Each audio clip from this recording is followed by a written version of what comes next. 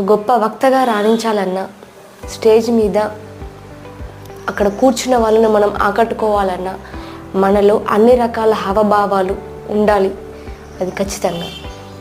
నవ్వేదాన్ని ఏడుపు మొహంతో, కోపం దాన్ని నవ్వులాగా అలా చెప్తే చూసేవాళ్ళు, వినేవాళ్ళు వీళ్ళు ఏం చెప్తున్నారు, ఏమైనా పొంతనుందా, చెప్పేదానికి వీళ్ళు చేసేదానికి ఏమైనా సంబంధం ఉందా అని అంటూ మనం వాళ్ళ ముందు నవ్వుల పాలవ్వాల్సింది ఉంది.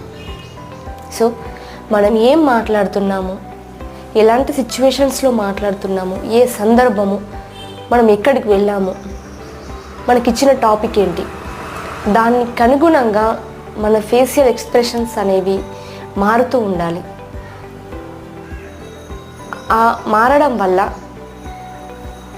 మనం ఈజీగా వినే ఆడియన్స్కి